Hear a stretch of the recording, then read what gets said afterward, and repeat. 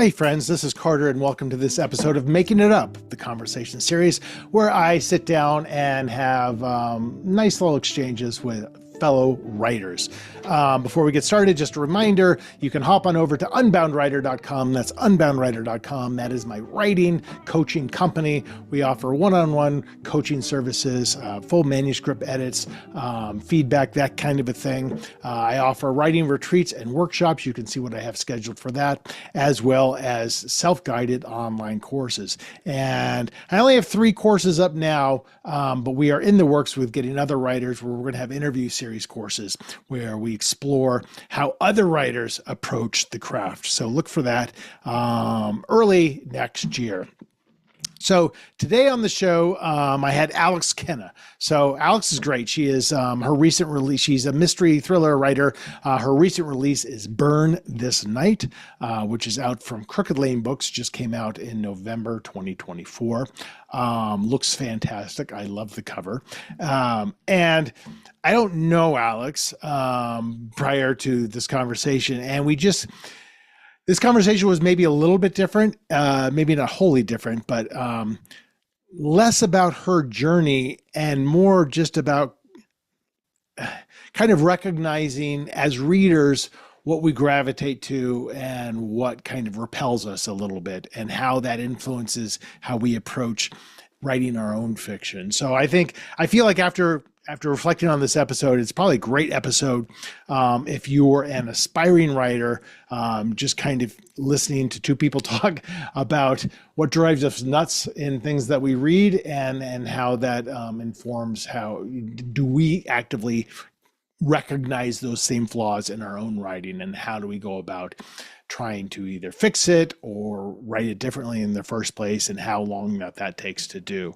And we also get into a little bit of just about when to write, how to fit it into your schedule, how to determine whether writing is a passion for you or not, and if it is, how do you prioritize it as such? Alex is somebody who has a full-time job in the law profession and 2 little kids. A lot going on, about as busy as it gets, and then still finding the time to write. And then how do you recognize in the time that you carve out for yourself, is it the best time to write or not? So I think there's all sorts of good advice and bits of wisdom in this episode. So aspiring writers out there, I think you're going to like this one. This is my excellent conversation with Alex Kenna.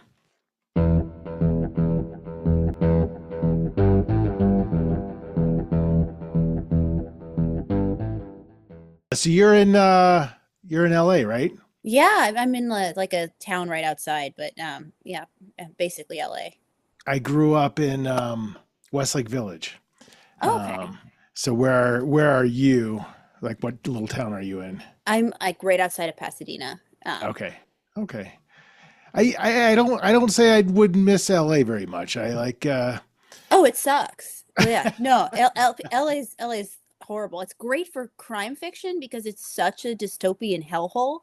But yeah, LA's the worst. How long have you been there? About 10 years. But okay. You get the house, you get the kids, and you get a little entrenched. But what was that? That was work related move or something like that? Yeah, I met my husband in law school, and he got a job out here, so we ended up coming out here, and it was a nice break from the East Coast weathers, and LA was a lot nicer 10 years ago too. It's been real interesting kind of watching the journey from coming here, where it was, LA's, it's going through a renaissance, and look at all these little street fairs, to don't go outside after dark. Right. Yeah. I mean, I think that's a mixture of reality and age. I mean, I feel as I get older, even like I'm in Colorado, which, on paper is pretty idyllic, but as I get older, I'm like, I don't need to be around this many people anymore. Oh yeah, for sure. And it's nothing compared to LA. Like, I remember going back to LA. I left when I was 18 because I went back east for college. So I never lived there again. But obviously I have a lot of friends still there. So when I go back, every time I go back, I'm like, this is rough, man. And to your point, it gets worse and worse. And I don't know if that's truly because it's getting worse, or if it's just I'm getting all curmudgeonly and as I get older. It's probably a little both, but it's like I pick up my kid from daycare and I have to like direct his attention because there's somebody who's high and naked outside his window. And I'm like, oh, let's look out this window. Yeah, yeah. So where did you grow up? Washington, D.C. Okay, so yeah, pretty different. And that's a pretty progressive place to grow up. Do you have good Yeah. memories of growing up in DC? DC's the best. Yeah. And I was a little art nerd, and I had this French grandmother who loved art museums, and we used to go to the Smithsonian all the time, which is totally Oh, free. And right, there's, they have these, there's tiny little theaters all over the place with like $10 tickets, and it's just a really good art town, and which right. doesn't get a lot of credit for, but it was uh, yeah, DC, even aside from the whole federal government factor, it's still a really interesting place to live. Right, for sure. And then so I know you kind of took a circuitous route to writing mystery novels, starting with going to law school. But before you went to school, I'm always curious about, are there inflection points in somebody's life where, I was 15 and my sophomore year English teacher said X to me, and that totally Yeah. put me on a mental trajectory, if not a practical trajectory at that age. Did you have any of those moments in terms of creative writing? Not just the creative writing, but I'm a failed painter. So I had I had the art thing. And I studied art and art history in college. And then I graduated and the Great Recession hit and I was about as employable as you'd imagine. So I went to law school. But yeah, I was always interested in the visual arts, and my grandmother was artistic, my mom is artistic, and then I started doing art reviews after college. So I guess that was kind of my first entry into writing. I did like art criticism for a small blog, and I wrote a couple pieces for like the Atlantic online, and I loved that, and that Yeah, was really interesting to me. And then once I went to law school, I felt a little bit like my soul died. yeah, It's like the creative side is just gone. And legal writing is like, it's almost like they teach you how to write horribly. Like, right, it's like no synonyms, no pronouns, make things as right, dry as possible. And if someone's not asleep by page two, you're failing. You right. know, And it's not pithy. It's like you're not getting to the point anytime soon, I feel like. no, it's no, or it's either not pithy or you'll have like 3 word, like bitchy sentences. Like, I think not. Like highlighted. Right, right, So it right. was, that was kind of like yeah, but I needed to get back into something creative after that. Yeah, So, I did some painting after law school, and then I guess probably the art switch was the switch to writing was when I started thinking about having kids, and I didn't want to be covered in toxic paint all the time. yeah. So, Oh, so yeah, and it was like, can I do something else creative? And I had an idea for something, and I have another book that's not published that I'd written, and I kind of just, got the bug and went from yeah. there. So define to me, so I'm curious about this idea of being a failed artist, because failure is what we make of it, I think, and you could consider many writers failures just because some people define themselves as successful as like, this is what pays the bill and pays the bills. And that's Mhm. not the truth for 99% of writers, right? Right. Oh, for sure. But many you would consider successful. I have to believe, and I'm very ignorant about this, but I have to believe that fine arts is incredibly difficult to make a living at. But when you say you're a failed artist, what does that mean? Does that mean like you tried and you weren't selling anything, or what? Yeah. I mean, I guess I kind of, I mean, I still, I guess I kind of just came to the realization that there wasn't a viable career path. Right. And I kind of needed to do something else. So I guess maybe failed isn't a fair word because, I'm not painting right now because I'm busy and I have 2 small children, but, I Right. still do it as a hobby. My friends, have my paintings up in their walls. So I guess that's not really a failure, but Right. I, No, not at all. Yeah. I kind of came to that realization. And I do remember, I guess, just in terms of inflection points, when I was studying art, I was fascinated by book covers. Hmm. You know, and like, it's like Oh, that's interesting. I Yeah. still am. I mean, it's like, Right. if For as sure. a graphic design, that's the coolest assignment you get. You know, Right. read this thing that this person spent a year on, and it's their baby, and you know, give the vibe and tell the story, and with, you know, without giving everything away in this one design. And I remember at one point, like probably right out of college, just being in this bookstore, and I was looking at covers and just thinking, like, you know, you make a painting and you sell it, and it's gone, and you never see it again, and you're kind of sad. And also, you don't really get any money because a gallerist takes half, you know. Oh, But is it like, that much? Jeez. oh yeah. And then, you know, but with books, even if you're not making money, you're not really losing anything. You're not giving it away. You know, there's many copies, you know, and people are reading it. You're sharing it with more than like the one person who bought this one painting that you might Yeah. have spent a month on. So it just, even without the sense of like, this is your job, this is what you're doing, it's still a way, it's a way that you can share what you're doing with the Yeah. world. And you're not really having to give something away. And, you know, it's just more, you know, the obvious commodifying factor. Right. Right. Yeah. And the idea of pivoting from art to writing because there's no career in art is I it's know. it's rough. I mean, it's I know I'm going to be a tap dancer next. right, right. I mean, I was, and I don't know if you're still within the law profession, but I was, I had a corporate job until 2023, and they laid off this entire consulting group. So at that point, I'm like, all right, let me figure out how to make this work. But it's not just like, okay, I'm going to write, for listeners here who probably can empathize with this, especially aspiring authors, the idea of the time it takes, to your point, a year to write a book. If a year's a good clip, right? That's a decent pace, and that's about what I do. Yeah. And you got to sell it, which is the hard part. Mm-hmm. And then advances are not crazy by any means.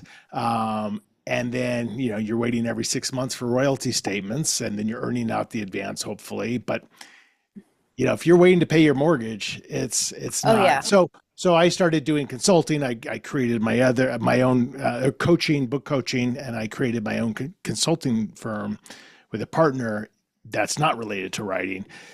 You got to figure out how to make money, and you got to be true to your passion as a writer and say, like, this is who I am. So this isn't going away, but I can't let it be engulfed by my day-to-day obligations. And so how do you, and plus 2 little kids, right? So I've been through all that too. It is not easy. So what is how do you approach your balance to life and your vision to who you are as a creative person? Well, it's very dysfunctional. I still work full time. I'm a prosecutor. So I mean, right now This is what my daughter wants to do. My daughter is actually the editor of these things, and she's applying to law schools and getting into law schools right now. So the whole thing about the soul, like leaving, like I'm sure she can empathize with that from the stories she's heard. Well, you feel free to give her my contact info, because criminal law is like, they feel like the one exception of where you don't have to give up your soul, and there's still room for some creativity and some personality. With, as opposed to, helping corporations merge, it gets a little drier, but Right. yeah, right. It's exactly, she wants to be a criminal prosecutor. That's exactly what she wants to do, like 100%. Good for her. It's a fun ride. And in terms of, and I should say, like, in terms of being creative, like right now I'm with a different agency, but I used to be a DA, and they're the funniest people you've ever met. Because you see such weird things, you develop a gallows sense of humor, and Sure. and like, in terms of like a storytelling drive, like, it just totally feeds it. It's like, I remember one time a coworker had a case where this guy got caught shoplifting, like, it was like a werewolf mask, a pound of ground beef, and a sex toy. So, and we're right. If that were a CSI episode, you turn it off because it's too ridiculous. Right. You're like, this, and the judge is like 1,000,000 years old, and he's got this, gravelly voice. He's like, "Counsel, what is the Trojan vibrating ring?" And we're like, and we're all dying. What is the ground beef for exactly? Yeah. Can you just paint the picture? It's like, in fact, maybe we'll dismiss the case if you just tell us what your plan was, because but like, right. you see hilarious and weird things all the time. So it's, that really, not that you can like literally take from what you see, but it kind of feeds that storyteller instinct. Right. But I derailed your conversation talking about work-life balance or work-life writing balance. Yeah, I mean, it's a hustle. It's a struggle. I wish I had like advice for anybody, but honestly, it's You're like doing it, so that's yeah, I mean, you have to do it. If you have a window, you have to take the window. I mean, right. it's like it's like if my kids go to sleep, I have to write. If my kid naps, I have to write. Right. And obviously sometimes you take mental health breaks because, there are days where, you're so tired, you can't do anything other than watch bad reality TV. But, Right. those days aside, if you can edit, if there's 45 minutes that you can, if I can slip in, I do it. And also I've completely you have to actively let your house go to hell Right. almost, because it's so tempting. Like I couldn't write if I was a neat freak. Look, and now I feel like I have a moral justification for being on the total opposite end of the spectrum, which I am naturally. Right. You Right. know, it's like if it's between editing a chapter and, like dusting or vacuuming, like everything else kind of has to wait because you got to just focus. You got to find a way to put the time in there. Right. And it's about prioritizing your passions. And we all have, hopefully, many passions in our life that we want. Obviously, family is going to be the top of the list, and you have to commit time to the family. But, there are things you can sacrifice to insert time for your passions. It's about recognizing it so much as just about the mental blocks that we throw up, like, oh, I'm sitting down watching TV, now I'm watching that bad reality show, and it's so comforting. And now the kids are in bed and I could just stay on this couch for another 2 hours. But then to force yourself to go right, you have to ask yourself, is this what I really want to do? Is this truly a passion of mine? Is this a greater passion than this bad reality show? And you're right. I mean, it's funny because most of my books aren't under contract, right? So I usually just write spec and hopefully sell them. So I'm not under these deadlines, but I self-impose deadlines because that's what keeps me honest. I write very little every day, but I write every single day because I know if I say I want 85,000 words by the end of X day, that's 620 words a day. I pretend that the publisher is commanding that from me. And that's what you treat it like a job. You treat it like a job. I mean, my last book, I was at one point, I took off a week before Christmas and I wrote the last quarter of my book because that was the time that I had. And I knew I had a bunch of things coming up at work, when I got back. So it was, you kind of carve that out and you say, okay, this is, you pretend it's a deadline, like you said, and you have to get this much done, or whether it be a little bit of every day, or whether it be, Sunday is writing day, you got to find a way to carve out the time. And anything that's not essential has to kind of, take a back seat. Yeah. And I think one of the struggles is, and I think what I get asked a lot about from students is about just the idea of, okay, say, for example, you have Sunday and that's your writing day. And you can sit and if you've written enough, you have the muscle to physically write. But writing a book is more than just physically writing, right? It's about inspiration and it's about trusting instincts and it's very easy to second guess yourself and say, well, what if I don't have good intuition on that Sunday? And I think that's valid. But on the other side of the spectrum is like, if I only wait till I'm inspired, then nothing ever gets accomplished. So you have to accept the fact that, you might have thought of a better idea had you worked on Saturday instead of Sunday, but this is what you're dealing with. And you have to trust yourself enough to say, like, this is good, or I can recognize the work that needs to be done in editing or whatever. But I don't know. It's a hard balance, I think. Like that Christmas week where you wrote a quarter of your book, that feels very inspirational. But what if you didn't have that week, or, would you have come up with the same ending had you done it piecemeal? I don't know. I think I killed an extra person because I was just in the zone, I'm like, just you're feeling the holiday spirit. Yeah, or balancing it out, a little too much sweetness, so you got to put in something homicidal. Right. But I think it's also just you have, when on the earlier stages, you have to get to the point where you feel confident that this is good, and then I think it becomes a lot easier to keep going. So I think Right. sometimes when you're first starting and you're putting words on the pages and you're like, is this nonsense or is this compelling? And then you have to kind of earn that point where you're like, you go back and you read however much it is and you're like, oh, okay, I am onto something. And then once you're there, I think it's a lot easier to like just keep your butt in the chair and keep Right. keep writing till you get there. Right. Yeah. We all slave through tremendous episodes of self-doubt, which are long-lasting and seemingly and endless sometimes. But I think the hardest thing to do and the most necessary thing to do is to write that first draft. Having all those doubts, having like, this is just terrible. I'm going to have to delete half these words. But I feel like the writers who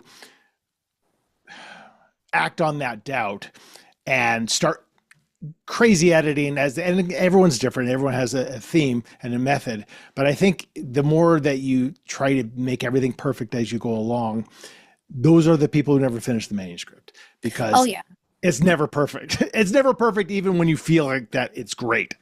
Yeah. I mean, and that's kind of when I kind of made the transition from writing like 3 over polished chapters that sit on my computer for years to like actually writing a book. I thought I kind of went back to when I was in art school, where like they teach you like you have a painting, you can't just sit here, like if it's a portrait, you can't just do somebody's face because that's the fun part and then leave everything else as a sketch. You have to kind of sketch the whole thing at once. And Right. I kind of tried to apply that to writing, where it's like you have to get everything on the page, or at least a huge chunk of it, and then kind of edit it all together. Because otherwise, either you don't finish or you end up with this like really overwritten, first tenth of the novel, and then by 100 pages in, there's just typos everywhere. Yeah, totally. I try to, I don't outline, and I rarely look back. I'll look back once, usually about halfway through, and reread just because I forget a lot of stuff, and then finish it, and then and just know that this is a mess, but it's done. And then I'm going to go back and look at it. And I'm always constantly trying to ask myself, what's happening and how is my character feeling? Because I think it's easy to overwrite and feel like, okay, I have a great chapter, but nothing really happened. Nothing really advanced the story. And I was just feeling very precious about myself and have great philosophical lines in there and great introspection, and which can be fine, but does it matter? And then also, how are they feeling? Like, do they need to feel, I need to see their emotions enough that a reader is going to connect to them and care about, not necessarily like them, but care about what happens to them. Yeah.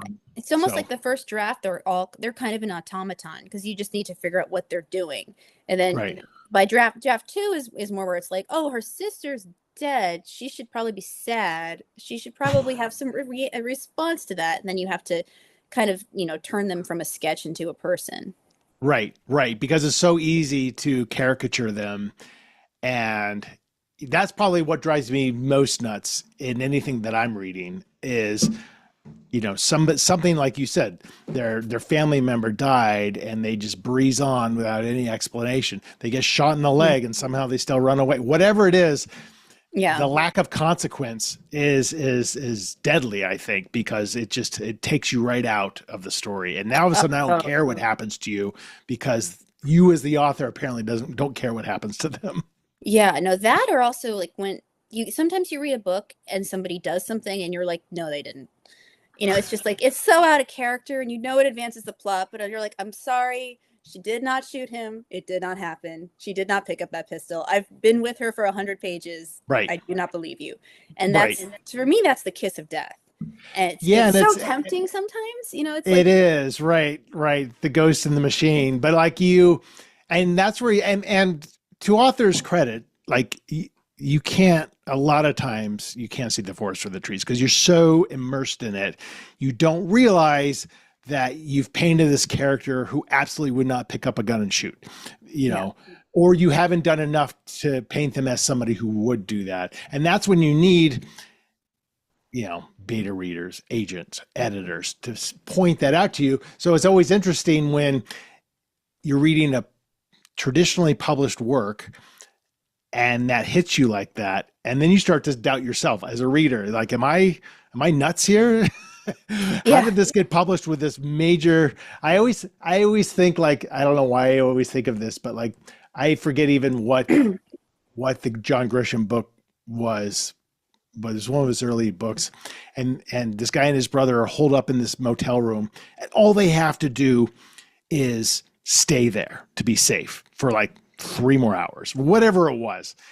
And then the brother, who is an alcoholic, but not really a firmly established alcoholic, Yeah. says, I have to go get some beer. Yeah. And so he leaves, and of course everything goes to shit because of that. And it's just, I'm like, he doesn't go get beer. His life is in danger. He can wait 3 hours. And it's just like, I'm like, how did this get published like this? Or like if he goes and gets beer, you need to show, like, does he have cirrhosis because like he's getting the shakes because he's such he needs to be right. And then it should be the brother, out of an act of mercy and danger, going to get the beer for his brother. Yeah. Or whatever. But like, it just that ghost in the machine idea that I'll just insert this. It's unbelievable, but it explains everything. And that's one of the hardest parts of writing, is, especially if you're not outlining, is like, all right, what logically explains this? Yes, it can be a little far-fetched, and sometimes it'll be days I'll just be sitting there like, I just have to think. And I might have to backtrack, and I can't be lazy about that. If I have to delete, I have to delete. I can't think of a solution that just fits what I've already written necessarily. Yeah. I think it's also, it's kind of the same thing with when characters are not that likable, where you have to make sure that you give a person a reason to care, even if somebody is like a total, like, they're the villain.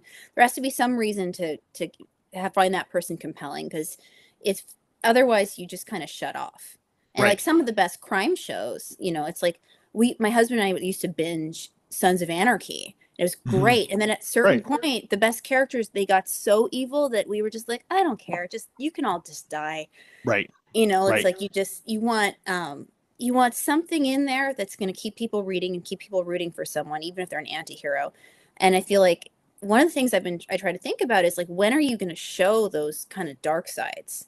It's like if somebody's a bad mother, you have to show enough that people will like them or root for them to get better before you start showing a scene where they're not, not being sympathetic, and figuring out how to kind of weave those in the right order to keep the reader engaged. Yeah, and it's all a balance, and it's hard to have that perspective yourself, because you can write a protagonist who's gray and perhaps an anti-hero, and totally have comments like, I love this person or I hated this person. And you're like, all right, what do I do with that?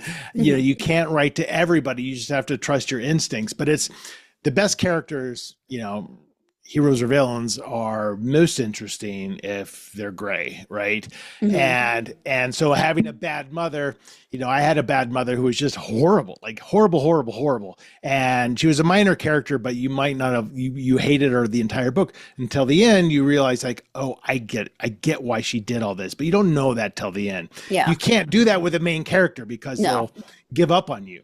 But so it's hard to figure. So you like, how do you approach, thinking of a protagonist, for example, and saying like, okay, I can't wait to write their flaws, because that's always fun. But how do I make it so, people don't just immediately like, I don't care, I don't like this person.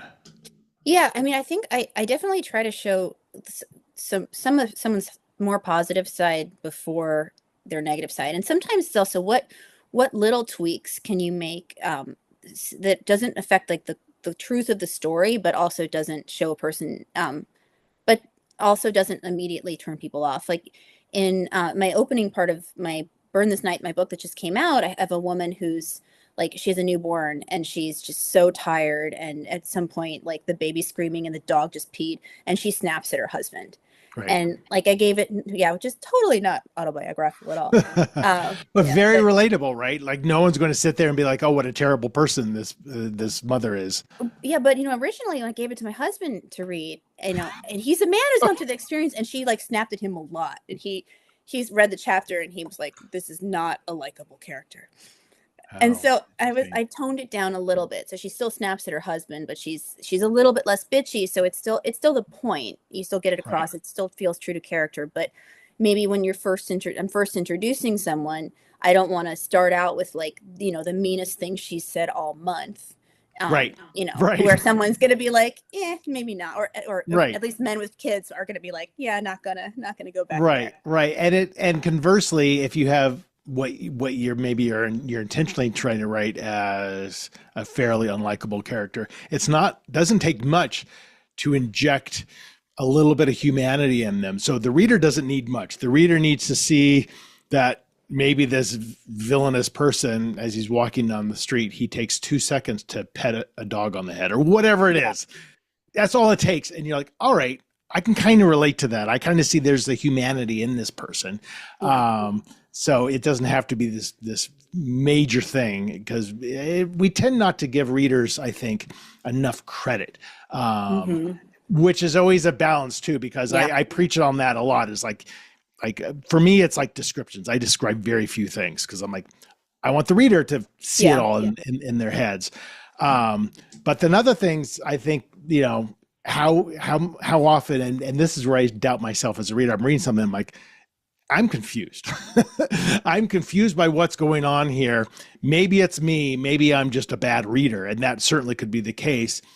But there's so many times it's all totally clear in the author's head and it's not coming out. And I'm like, you got to spell it out for me a little bit more than what you're doing here. Yeah. Or even like lately I've been trying to write for like an intelligent person who's listening to an audiobook and stuck in LA traffic and like screaming at people, every 10 minutes. Cause I think we underestimate how smart readers are, I think, because they catch everything. If it's there, they're going to catch it. But I think we overestimate how much attention readers can give to your book. Because like realistically, if you read a book, someone's reading a book, they're tired. Like maybe they're listening to it while they're driving, maybe like this is their break at the end of a work day. Like they're going to miss little things, like the little kind of like sentences here and there. And so it's like, you got to think about somebody. If somebody can only give you 75% of their attention, can they still get everything that's happening in the story? Because they're not sitting here and treating it like a textbook. Right. Totally. I think that's just a reflection on where we are now as a reading culture, because, as an author, a lot of your exposure is obviously things like Goodreads, right? So, but who's on Goodreads? Real intense readers are on Goodreads. Yeah. Who will give your book full attention. So it's not necessarily the best sample. Yeah. And too much attention. Sometimes too much attention. Yeah. Did you really need to catch the typo on page 100? Right. And, but other times I think, readers can see a lot more than what we give them credit for. So it's just a balance, and you just never know, and you're not going to please everybody. I mean, that's the main thing. It's like, you're just going for what you can. A trigger for me for when I'm reading, and I don't read a lot of fiction, so maybe that's part of the problem. But when the first 50 pages, that's where you need to make it easy for me, because I have no context for what's happening except for what you've revealed to me. And then if the first 5 chapters are all 5 totally disparate points of view, I'm kind of out. I'm just like, you're promising me that this is all going to come together and I'm going to get the importance of having 5 separate points of view at a minimum, probably 2/3 of the way in. But now I'm losing my interest because I'm not connected to any one of them yet, because you haven't allowed me to immerse myself. So we all have our biases, I guess, but that's one of mine for sure. Yeah, I think you definitely need to make things clear from the beginning. Or if it's not clear where you're going, at least things have to be compelling from the beginning. So, if you're introducing, multiple characters, then introduce them with a bang. Make something happen. It's like, okay, I don't know this person yet, but like there are bullets flying, now I'm invested because something is happening. I'm not just kind of getting a biographical sketch as they're getting a cup of coffee and picking up a pitcher's skull. Right. Or my favorite, I love how this has devolved into just us shitting on other people's books, but it's great for listeners to if these are the types of books you're writing, pay attention. The prologue. which is fairly out of vogue at this point, but it took me a while to kind of see why. But now it's like, especially when you're talking mystery or thriller, you've got this mystery or thriller prologue that is exactly what you're talking about. It's full of action. It's full of like interesting things happening. And action doesn't have to be bullets flying. But the bad prologue is this over the top action. And then chapter 1 is that introspective background over a cup of coffee.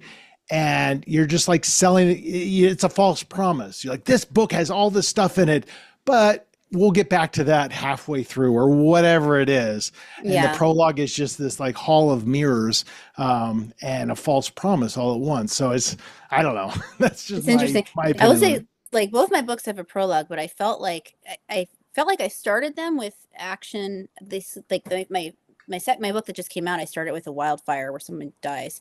So like there's your action. But then when I went to the first chapter, I just went for like psychological destruction of a person. Like they discover something that fundamentally makes them question who they are. And, so it was more of a mental action than a physical action. But it has to be something. It has to be something of it. It does, like you said, it doesn't have to be bullets flying, but it has to at least be, something is fundamentally happening to this person. It's probably not a good thing. And it has, and readers have to want to like figure out what is the next step that what do they do after that? Right. Because a lot of times that prologue is an actual scene from the book that happens so far deep into the book, maybe even towards the end, that you have to go back and reread the prologue to be like, oh, okay, I see how it's connected. But to me, that's too far. And I think because I'm inherently a simple person, when I write, it's just like, this is what happens. We're on a linear path. There's very few stops to let you breathe. And it's not necessarily action, but it's just paranoia, it's tension, and it's just happening second by second. But I'm also writing from one person's point of view. It's like, you are this person. This is happening to you. What are you going to do? So it's not hard to figure out my writing. Yeah. But I wanted to just grab you and pull you through and not give you but that's just me. People write obviously very differently and have different amounts of success doing it. See, I wish I could be more linear because like my book that came out, I have 3 characters. So it shifts, but I try to make sure that what happens is pretty linear so you can still follow it along. But like I have a harder time, making things that kind of go in a sequence because you get really tempted to kind of go down a rabbit hole sometimes. Totally. And then it's like, how do I make this rabbit hole work without making it self-indulgent? Right. And I think that's the real temptation where it's like, oh, well, but what if I just added one more? And, what if I go down to this other curve? And it's got to be like, there's got to be a reason for every addition that you have. And you got to be willing to cut something out and just, slice out a character, slice out a narrator. Just, if you end up cutting, 20,000 words to make the book more streamlined, it's probably for the best. Yeah. And you can't, with editing, you have to be so honest with yourself because having that realization, for example, or having the realization that somebody's told you that, this one POV, for example, one of 3, I don't see the point of it. It doesn't add to the story. And for you as the author, you're sitting there thinking of ways to justify it. Yeah. Because you're trying to avoid the reality of cutting those 20,000 words and replacing them with something else because then your book's too short. Yeah. And that's a huge task. I mean, that's no joke kind of a commitment. But the only way out is through, and you have to do that.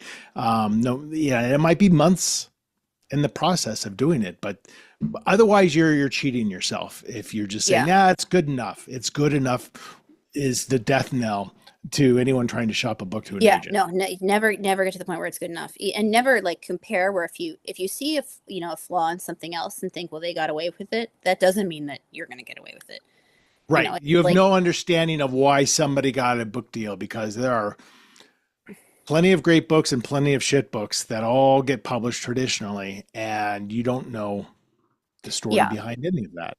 And it's even, there are flaws that bother you and flaws that don't bother you. Like, honestly, I don't really care that much if I figure out who did it, as long as it's, creative and intelligent, and I'm enjoying the ride. But some readers, like that's the end of it. They'll never forgive you if they predict who Right. who did it. So, for something like that, it's like if you feel that something's predictable coming up, even if it doesn't bother you and you don't necessarily view it as a flaw, you have to be very aware of how one segment of people who are reading it are going to take it. Totally. And how it's marketed. So I'm looking at your book, Burn This Night. It's called Burn This Night, a mystery, right? So right on the cover, it's a promise, right? Mm-hmm. And that's hard to the author. So all of mine are thrillers. So, but however you want to bleed those lines between thriller and mystery, I'm not focused on, there might be a reveal, but that's not my focus. I might tell you from page one, this is the killer. But still I'll get people who are like, I totally guessed who the killer was. And I'm like, I wasn't hiding it from you. But they're still disappointed. But when it's marketed as a mystery, that does amp the expectation level to like, okay, this is a book where I can't wait to try to figure it out. And I hope this author fools me. So that can be a little bit of a struggle, I would think, for you. Yeah, definitely. And honestly, that that difference you're talking about is also a bit of a struggle, because like I kind of blur the lines, I feel like, between mystery and thriller. Like, it's not a cozy. Killing people right and left, and right. I buried a teenager under a woodpile. So yeah, sweet. I'm sure they had it coming. Yeah, absolutely. But it's you when you're writing you're not necessarily, when you're writing what you want to write and you want to make something interesting, it's kind of got to be a little bit of everything, and there's a tendency to try to put everybody in a box. Like, this is the cozy, this is crime fiction, this is the thriller, this is the domestic thriller. And like, really the most enjoyable books have a kind of an element of a lot of different things going at once. And it's hard when you know that something's going to be viewed from an expectation of like a subgenre, when you don't necessarily fit perfectly into like this tiny little box. Right. Yeah, I think, ultimately you have to just write what you find interesting, and it's a story that you would read and that you actually enjoy, because it's so hard. Writing is hard work. And so if you're not enjoying it, and if you're just sitting there thinking about, okay, I'm going to read these 20 great mystery novels and try to mimic them the best that I can, then I think you're not a writer. I don't think that's what you were meant to do, because you're trying to reverse engineer it rather than have the experience of like the reveal coming to you, which is the best thing ever. Like, when I'm writing, and because I'm not outlining, if there's a plot twist, I find out that day as I'm writing. I'm like, holy shit, what if this happened? Yeah. And I'm like, I never would have thought of that were I outlining. I'm like, those are the moments that I'm like, this was a great writing day because I thought of something that surprised me. And if you're not having that kind of fun, then I can't see how it's worth it. No. And it makes a better story too. I mean, I think it was in Stephen King's book on writing. I think I think that's where I heard it, that he talked about just like, if you don't have an outline, you're more likely to surprise readers, because if you don't know what's going to happen, because if you write to the point where you're like, I have no idea, what am I going to do? Then readers are going to be at that point too. But there's a tendency of, if everything is too organized from the get-go, then things become more predictable. Right. And some people like that. That's the point of a lot of series is this shit happens to the same person over and over and over again, and it's well written and it's compelling. But it is a little bit formulaic, but a lot of those books sell many, many, many copies, because people kind of like that comfort. It's like doing your Wordle every day. Mm-hmm. It's like, all right, I know the structure and I don't know the exacts about it, but I look forward to it every morning.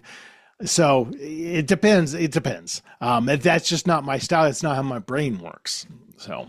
Yeah, no, I feel like I can't get into anything unless I start out thinking like, how the F am I going to pull this off? Right. Like, without making it totally unbelievable. Right. With that. Yeah. Because people will call you on it. Like, you can't just, totally. you can't have like, the spaceship coming in at the end or, Right. turns out she's a You spy. can. It'd be kind of. Yeah, you can It but won't sell. Yeah. Yeah. Well, our time has flown by here, but before we wrap up, we are going to do the making it up part of the show, the little storytelling part of the show, where I've picked three very disparate books from my bookshelf. I'm going to have you choose one of those books, and we're going to pick a random sentence from a random page, and I'm going to read that sentence, and that'll be the first sentence in like a 2-minute long short story. So I'll read that sentence. You give me the next whatever, 1 or 2 sentences, and then I'll do a couple, and then when it goes off the rails, I will shoot it in the head. So I have Gillian Flynn's Sharp Objects, David Guterson's The Country Ahead of Us, The Country Behind, a book of short stories, and Robert Harris's The Ghost. So choose one of those. Okay, let's go with number 2. Okay. David Guterson's The Country Ahead of Us, The Country Behind Us. He was the author of Snow Falling on Cedars. So give me a page between 1 and 160. 97? Okay, I'm going to quickly look at page 97. It's mostly dialogue. We can do a different page if it's... Oh, no, here's a good sentence. So I'm going to read this and then just do whatever you want with it. This can be a total shit show, by the way. That's totally fine. It often is. He picked up his gun and rubbed circles with the ball of his thumb across the oiled stock.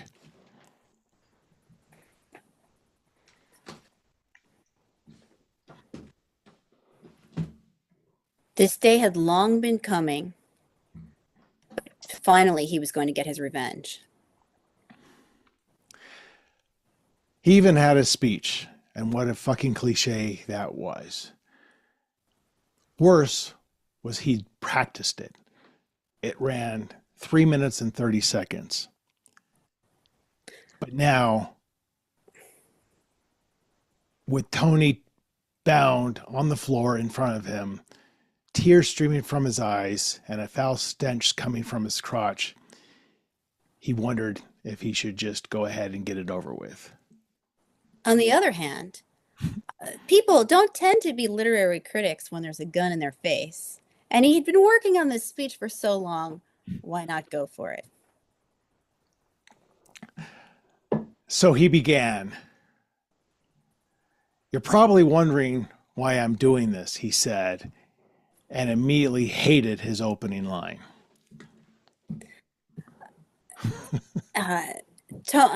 Somehow, Tony managed to get the gag loose and interjected.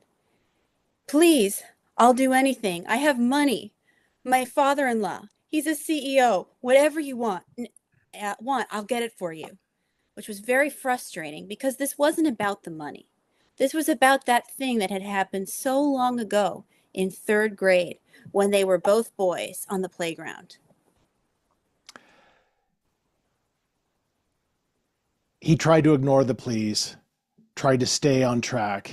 It was so perfect when he practiced at home.